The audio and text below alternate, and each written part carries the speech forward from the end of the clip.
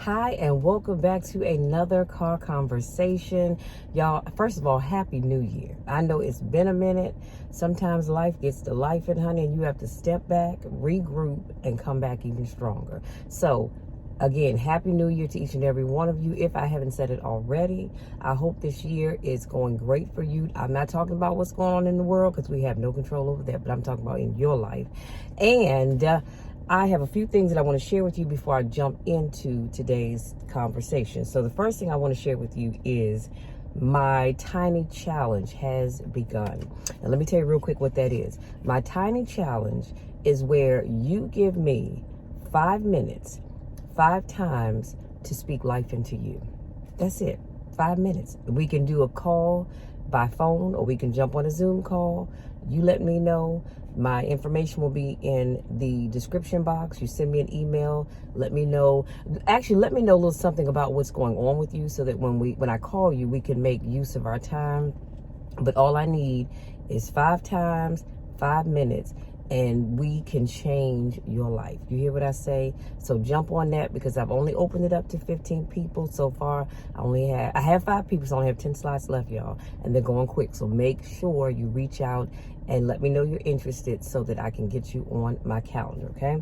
That's number 1. Number 2, and thank you to those of you that have already registered. Number 2, I wanted to make sure that you check out my Tea and Conversation podcast. I have 5 podcasts on 5 different platforms.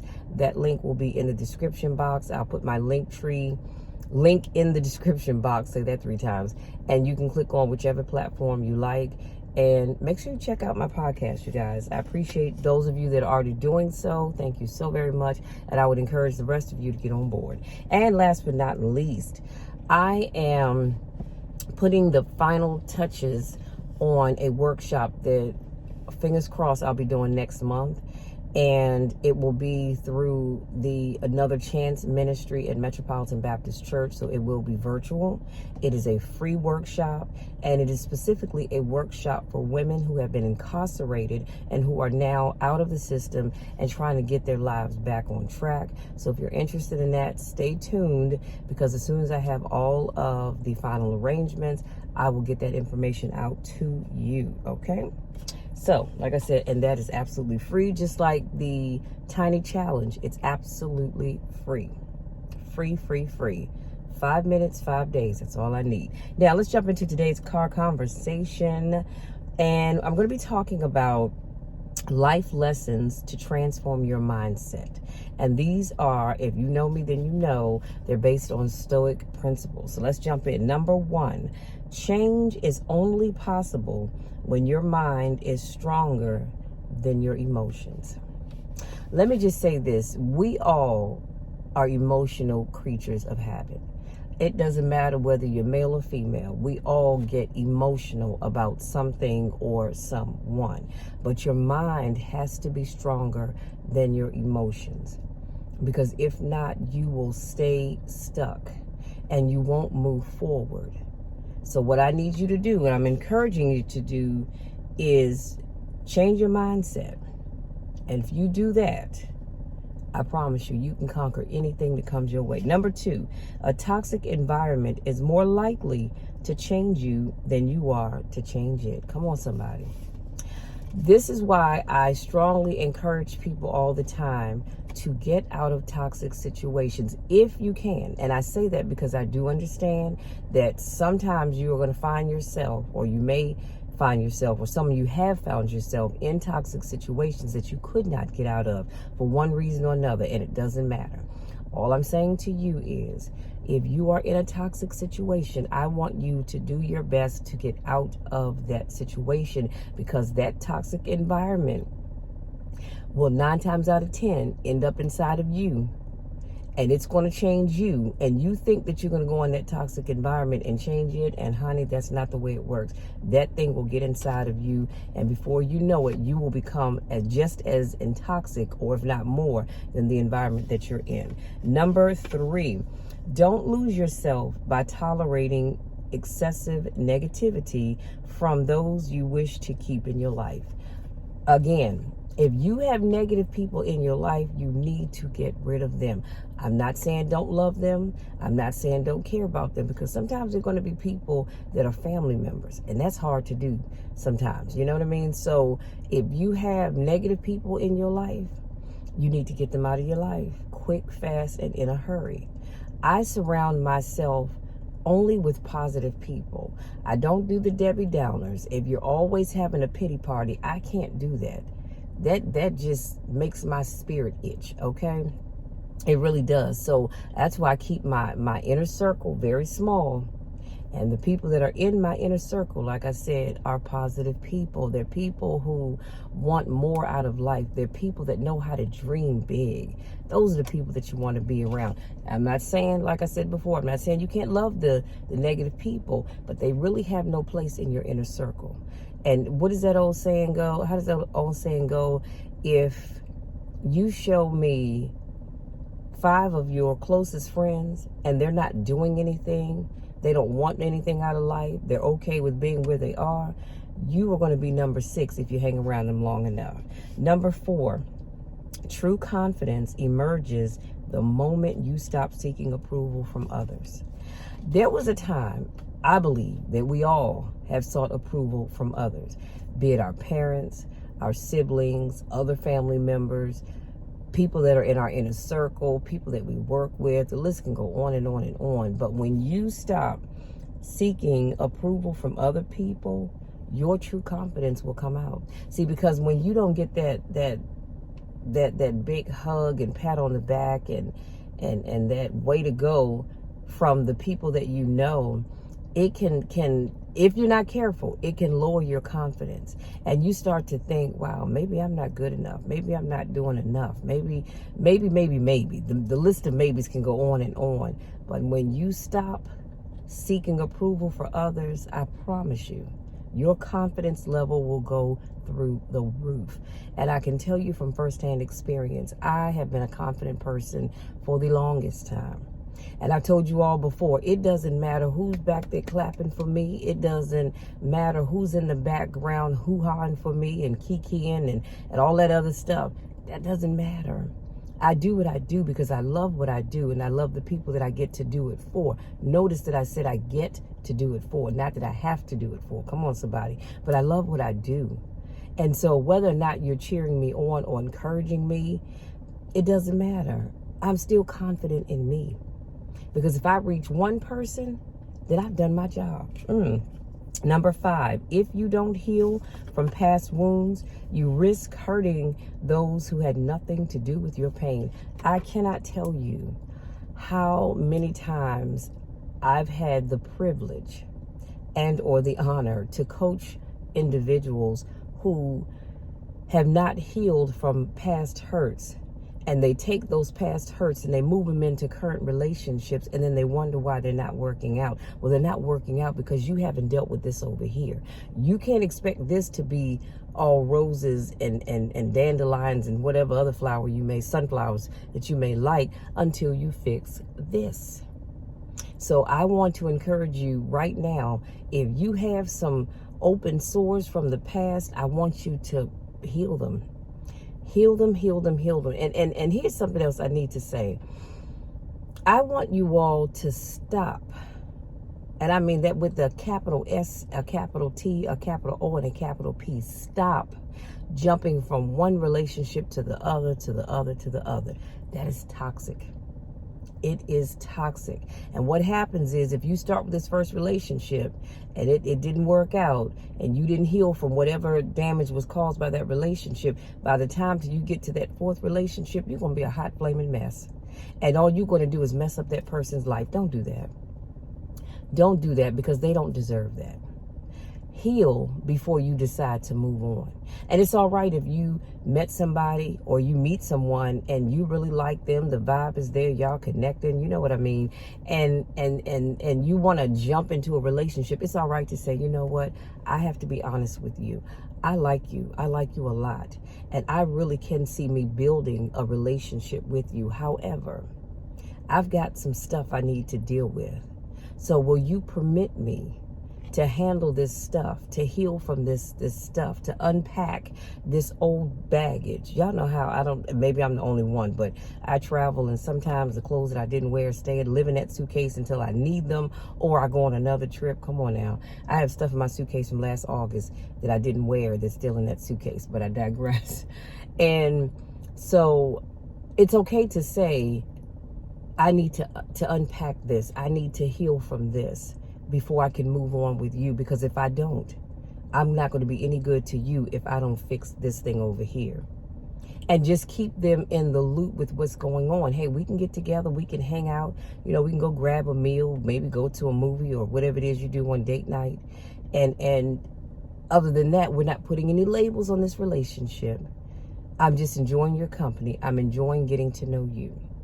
It's all right for you to do that. And that will help not only you, but it will help the other person. And of course, if you need some coaching, some counseling, please, please, please don't hesitate to reach out to me. Because even if you aren't able to work with me long term, short term or long term, then at least I can help you get started to, healing those old wounds. You understand what I'm saying? So number 6. The fastest route to self-confidence is to confront and do what scares you. Ooh, this is a good one, y'all.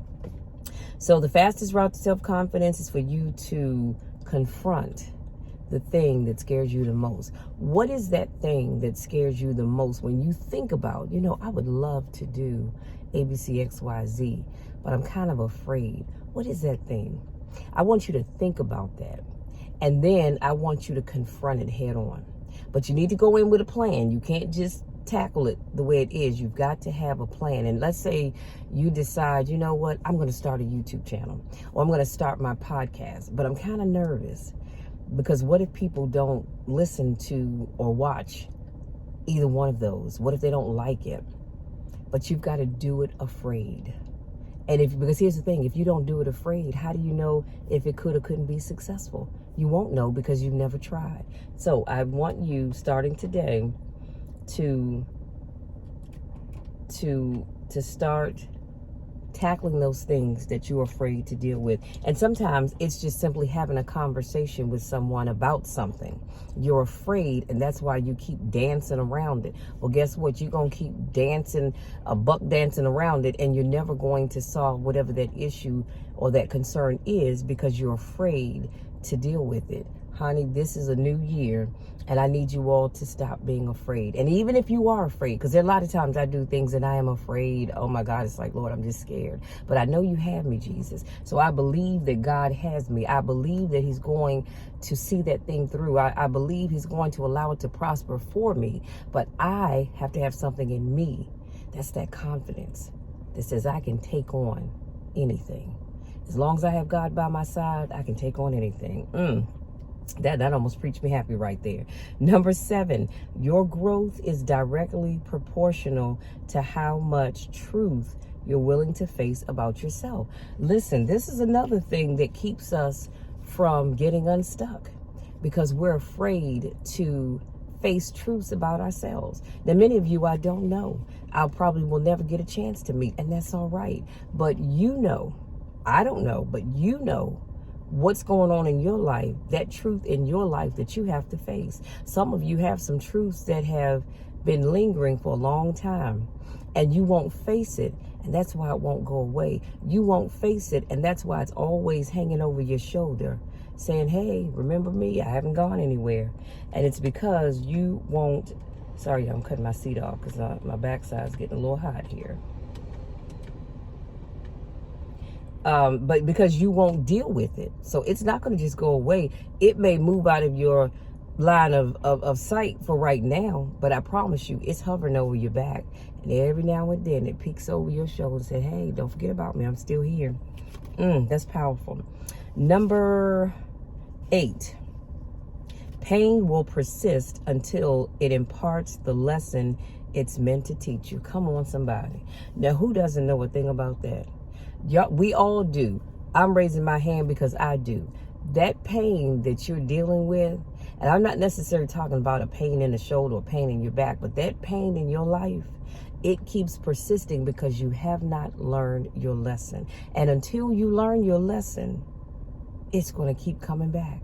And you can put all the topical creams on it, all the biofreeze, because I love me some biofreeze, that you want on top of that thing. But it's not going to go away until you confront it and fix it, until you learn from it. I don't know about you, but every now and then, at least once a month, I sit back and say, all right, Lord, your humble servant is listening. What is it that you want me to know? What is it that I'm doing that I haven't learned my lesson from? And then help me fix it, Lord. And then sit back and get quiet and let God speak in your life. Some of those things you already know what they are. Others you may not necessarily be aware of. So that's why I'm saying you have to talk to God. You've got to talk to God and have him show you what it is that you're doing that you need to fix. Because until you fix it, baby, that pain's not going anywhere. Let me give you another perfect example. We're going to move on because I have two more to give you. Pain in your knee or pain in your thumb. I have arthritis in both knees. I have bone on bone in one. The other one is getting there. And right now I feel great. Ever since COVID, because I haven't been squatting in the gym. As most of you all know, I was a competitive power lifter prior to COVID. But I do suffer from, I'm not going to say suffer, I'm not claiming that, Lord. I do deal with knee pain on occasions. And this is why I always tell people I can't get in a car. Well, I can't own a car. If I have to, I'll get in your car. But I don't want to own one. Because with my truck, I can slide in and I can slide out. Getting in a car requires me to sit down. And then when I get ready to get out, oh my goodness, honey, I got to get it together so I can get to moving. But I digress. So I know that I have pain in my knee. I know that I suffer from arthritis in my thumbs. And that just comes from years. I've been in the federal government since 1988. That just comes from years of typing. And you end up with things like that, or even carpal tunnel. But here's the thing, that pain will continue to persist until I learn my lesson. And I've learned my lesson that twice a year I need to go and get cortisone shots in my knees. And I usually only need gel shots in my knees once a year. I think, because usually when I get gel shots in my knees, and thank God I haven't had to do it in a while, it lasts about 3 years, okay? But with my thumb, once a year I go and get a cortisone shot and it feels brand new. Honey, I'm ready to just thumbs it up to everything because my thumbs feel good. But again, if you don't address the problem, the pain is going to keep coming back. And here's what I tell people. Whenever you have pain, that is your body's way of telling you that something is wrong. So if you're having a pain in your life, maybe you can't hold on to a job. Maybe you can't seem to get your finances together. Whatever the case may be, that is your pain. And you haven't learned your lesson yet. That's why you keep dealing with it. Come on now. Number 9, don't expect others to show you more respect. Come on, somebody, than you show yourself. Honey, I've been waiting to get to this one. You cannot expect people to respect you if you don't respect yourself. So when you go out your house, I need you to act like you have some sense. Act like you have some home training. Because if you don't, people will not respect you if you don't respect you. And that also includes allowing people to talk to you and treat you any way they see fit. No. This is a new year. We're not taking that foolishness into this new year. We're just not. You've got to teach people how to treat you. But even more important, you've got to teach yourself how to treat yourself. Because some of you all treat yourself like crap, and then you go out in the streets and you want the world to respect you. Baby, it doesn't work that way. Respect yourself, and then other people will follow suit. And number 10, last but not least, genuine personal growth. Sometimes I can't read my own handwriting, but genuine personal growth often comes with discomfort rather than joy and celebration. Let me say that one more time. Your personal growth oftentimes will come with discomfort rather than joy and celebration. So as you are growing personally, you're going to go through some stuff. You're going to have some ups, some downs, some ins, some outs. You're going to have your valley moments, but you're also going to have your mountain moments. And you've got to take all of that in as you begin to grow as a person, as you become a better person. Have you ever noticed that when you go through some stuff, when you start to go through stuff, God will take you over some rocky roads. And you say, Lord, now I asked you for ABCXYZ. Why am I dealing with this? And God says, because in order for me to get you here, I've got to start from here and take you through some stuff, because not only will it get you to where you want to be, but it will also make you become grateful.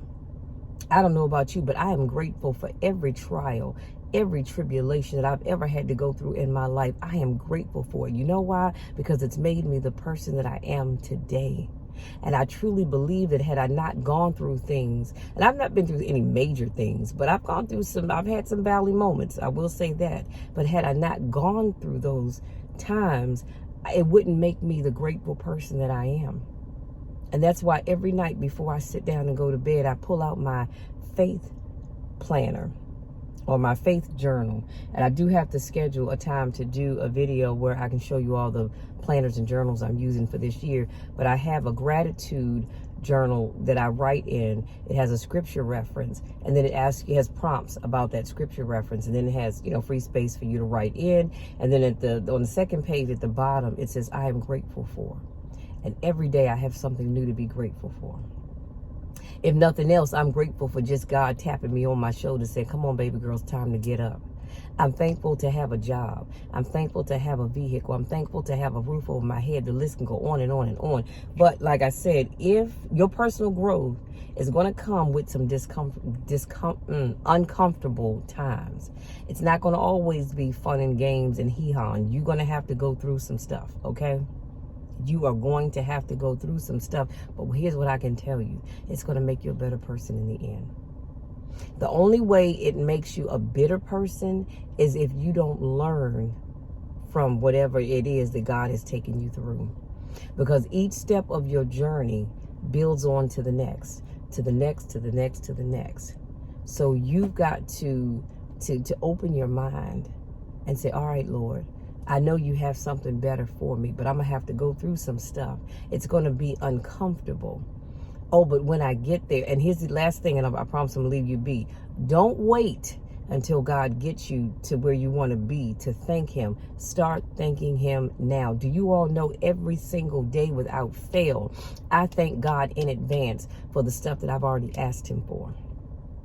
Anything that I'm praying for, I am thanking God in advance. Lord, I thank you in advance for healing my knees, so I don't have to. Now, eventually I will have to have knee replacement, and I'm thinking I'm going to do that sooner rather than later. I won't lie, I'm afraid, but I just thank God in advance for keeping the pain in my knee away. I thank God in advance for hitting that mega million or the Powerball. Let me just keep it real. But I thank God in advance for growing my business, for growing my clients, my coaching clients, for growing my YouTube channel, for growing my podcast, all of that stuff. I thank God in advance. I thank him as if I already have it, because I'm claiming it. Too often we wait till we get those things, and then we want to say, oh Lord, thank you. Thank him now. Thank him while you're in the valley. Don't wait for him to get you to the mountaintop. Thank him while you're in the valley. God is good. Y'all, that's it. That's all I have. That is all I have. I want to say thank you so much for giving me some of your time to speak life into you. Hopefully something I said resonates with you. I will put all of those topics that I mentioned, I will put them in the description box. Don't forget, if you want to take part in my tiny challenge, I would love to have you. Please reach out to me. I'll leave my email address in the comments, and you can email me, and let's set up a time or our times where we can talk. Hopefully we can do it 5 days in a row, but I get it, life happens, and you may not be able to do 5 consecutive days, but it's only 5 minutes of your time. That's it. 5 minutes of your time, and you'd be surprised at what we can conquer in 5 minutes, or at least get the ball rolling, okay? And then after that, if you want to continue to work with me, we can talk about that too. All right? So again, thank you all so very much. If you know me, then you know that I love each and every one of you to the moon and back. I could not do what I do without each and every one of you. So thank you, thank you, thank you. If I had 10,000 tongues, I couldn't thank you enough. And I mean that from the bottom of my heart. I love you all, and I want nothing but the best for you. Nothing but the best for you. Because guess what? As God is blessing you, I know my blessing is on the way. So this is why I am sending out blessings, sprinkling blessings upon all of God's children. I want nothing but the best for you. I want you to succeed in anything and everything that you attempt to do. But just know, you're going to have some valley moments, and it's all right, because we're going to grow through them. We're going to learn from them, and we're going to keep going with life. Love you all so much, and I'll be back again tomorrow, because we're getting back on schedule with the Monday, Wednesday, Friday, Saturday schedule of car conversations. So I'll see you all tomorrow. Love you. Be safe out there, and we'll talk again soon.